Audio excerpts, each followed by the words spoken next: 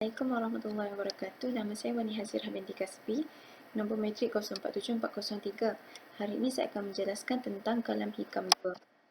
Kalam hikam 2 adalah mengenai ahkam al-tajrud wa tasabbuh, iaitu ahli tajrid dan juga ahli asbab.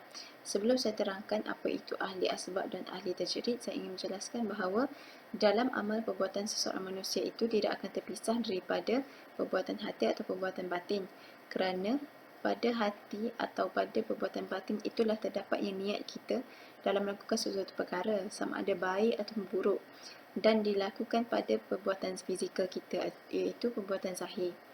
Dan apabila sesuatu ingatan atau lintasan yang berkaitan dengan Allah Subhanahu Wa Taala masuk ke dalam hati kita, maka ingatan ini akan menghapuskan segala ingatan kita terhadap makhluk.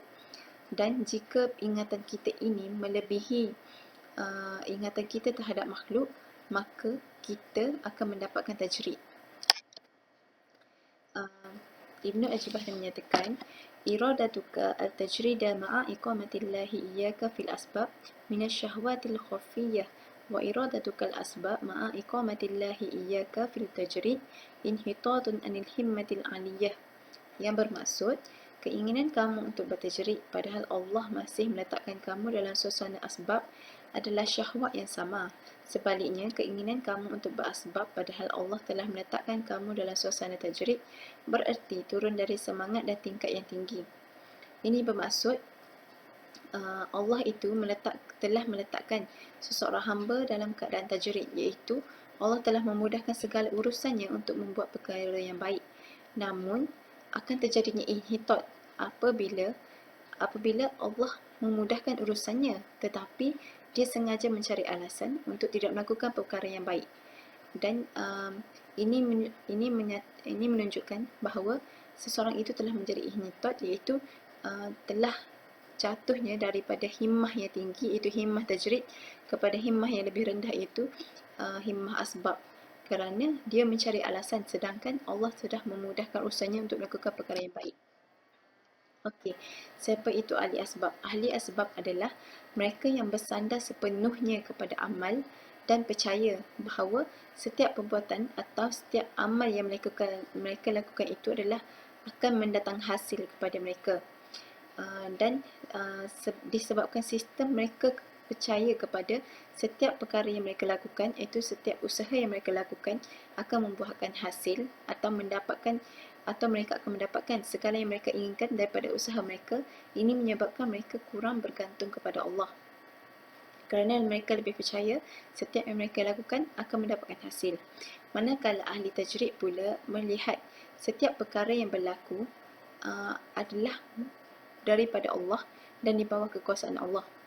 Mereka masih melakukan perbuatan usaha seperti ahli asbab. Namun yang membezakan mereka antara ahli tajrid dan juga ahli asbab adalah hati. Kerana ahli tajrid lebih berfikir setiap perbuatan yang mereka lakukan tidak ada tidak kena mengena dengan kesannya, iaitu kerana mereka bergantung sepenuhnya kepada Allah. Mereka percaya, mereka perlu berusaha, namun apa yang akan berlaku adalah dalam kekuasaan Allah. Jika Allah inginkan, maka mereka akan mendapatkannya. Okey, ulama tasawuf membagikan ahli tajrid itu kepada tiga, iaitu tajrid zahir, tajrid batin, tajrid zahir dan batin. Okey, tajrid zahir adalah mereka yang meninggalkan duniawi atau sebab musabab pada zahir. Okey, tajrid batin adalah meninggalkan segala gangguan nafsu atau waham yang ada pada hati. Dan juga tajrid zahir dan batin adalah meninggalkan segala perkara yang melibatkan zahir dan batin yang menghalang daripada berpegang kepada Allah Taala. Okey, tajrid zahir adalah meninggalkan segala perkara duniawi, itu kita melupakan segala perkara yang tidak berfaedah dan kembali kepada Allah sepenuhnya. Okey, tajrid batin meninggalkan segala nafsu. Okey, nafsu kita inginkan banyak perkara, namun kita tinggalkan itu dan bersungguh-sungguh mengingati Allah. Dan tajrid zahir dan batin adalah meninggalkan segala perkara yang melibatkan zahir dan batin yang menghalang kepada diri berpegang kepada Allah Ta'ala. Kita meninggalkan segala tanggapan, sangkaan yang ada pada zahir dan batin kita dan kembali sepenuhnya kepada Allah, iaitu berpegang sepenuhnya kepada Allah. Okey, Ibn Ajibah dah menyatakan tajrid zahir itu meninggalkan perkara yang menjadikan kita jauh daripada Allah, dan tajrid batin itu meninggalkan perkara yang buat kita tidak mengingati Allah. Dan apabila dapat kita tinggalkan kedua-dua ini, kita akan mendapatkan tajrid. Iaitu kita untuk mendapatkan tajrid, kita perlu dah berusaha untuk meninggalkan segala perkara-perkara yang keduniaan pada zahir, dan juga meninggalkan segala nafsu-nafsu dan waham yang terdapat pada hati untuk mendapatkan tajrid. Kedudukan tajrid. Kedudukan tajrid terdapat 3 kedudukan, iaitu tajrid pada zahir, tidak tajrid pada batin. Okey, saya terangkan satu-satu. Iaitu tajrid pada zahir, tidak tajrid pada batin adalah dia adalah seorang pendusta kerana dia tajrid pada zahir tapi tidak pada batin, ialah mereka melakukan perbuatan baik pada zahir, namun pada hati mereka, pada batin mereka, niatnya adalah untuk mendapatkan kemasyhuran, keredaan daripada manusia, bukannya keredaan daripada Allah. Okey, tajrid pada batin tetapi tidak pada zahir adalah mereka yang tajrid pada hati tetapi tidak pada zahir adalah mereka yang hasan, kerana hati mereka bergantung pada Allah, dan zahir juga mereka melakukan sebab-musabab untuk ke arah kebaikan. Okey, maksudnya di sini adalah mereka sebenar-benarnya bergantung kepada Allah pada batin mereka, namun mereka masih melakukan usaha. Namun usaha itu untuk ke arah kebaikan, untuk mendapatkan kebaikan daripada Allah.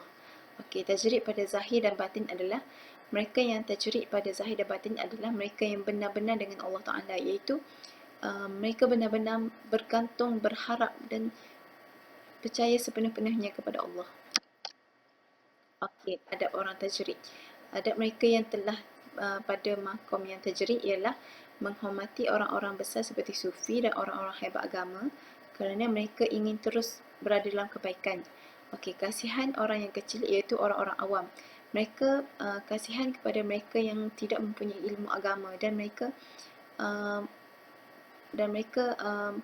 berbalas ihsan kepada orang awam yang tidak tahu sepenuhnya tentang agama ataupun perkara-perkara yang baik.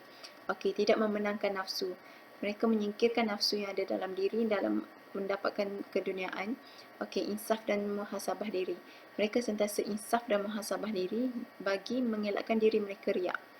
Okey, adab orang asbab adalah menyantuni orang yang berbuat baik, menjauhi diri dari orang fasik, usaha solat Jumaat, membantu orang fakir dan miskin. Okey, mereka yang berada pada tahap asbab dan ingin berusaha untuk mendapatkan tajrid daripada Allah Ta'ala, mereka mestilah berusaha untuk menyantuni orang dengan berbuat baik, menjauhi diri dari orang fasik, usaha solat jemaah dan membantu orang fakir miskin adalah usaha mereka untuk mendapatkan tajrid daripada Allah Ta'ala.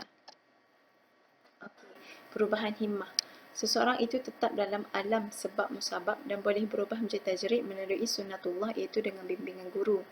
Okey, sekiranya seseorang itu berada dalam keadaan sebab musabab, namun dia dapat meningkatkan himmahnya kepada tajrid apabila dapat bimbingan guru, kerana guru itu biasanya akan mendorong kepada ke arah kebaikan dan lebih menunjukkan jalan yang sebenarnya untuk mendapatkan kebaikan, atau melalui isyarat yang jelas. Contohnya, tidak terbeban apabila ditimpa kesusahan kerana hatinya bergantung sepenuhnya kepada Allah. Okey, syarat yang jelas adalah bagaimana hati mereka dididik sepenuhnya oleh Allah Subhanahu Wa Taala untuk percaya kepada Allah Subhanahu Wa Taala sepenuhnya dan tidak merasa susah apabila diuji, kerana mereka percaya setiap kesusahan dan ujian itu daripada Allah Subhanahu Wa Taala, mereka bergantung sepenuhnya kepada Allah Taala. Kesimpulannya, sekiranya individu itu berhajat kepada Allah, kepada keadaan yang tajrid, sedangkan Allah letakkannya dalam keadaan asbab, itu adalah kerana nafsu, kerana mereka ingin mendapat kemasyhuran dengan memperlihatkan diri sendiri pada zahirnya adalah seorang individu yang baik, sedangkan dalam hatinya niatnya lain. Okey, ini kerana hatinya tidak teguh sepenuhnya kepada Allah SWT, seperti mereka yang sememangnya pada kedudukan tajrid. Kerana mereka yang sememangnya berada kedudukan tajrid tidak mengharapkan kemasyhuran daripada manusia, kerana mereka sebenarnya bergantung kepada Allah dan Allah memuliakan mereka. Konklusinya, jika ingin tajrid dalam keadaan tidak diizinkan Allah dan guru, maka mereka kekal dalam keadaan sebab musabab. Kerana tanpa bimbingan guru dan tidak diizinkan Allah, mereka kekal dalam sebab musabab, kerana jika mereka kejar keduniaan dengan menunjukkan kebaikan pada zahir sahaja, tidak memadai. Itu saja daripada saya. Assalamualaikum warahmatullahi wabarakatuh.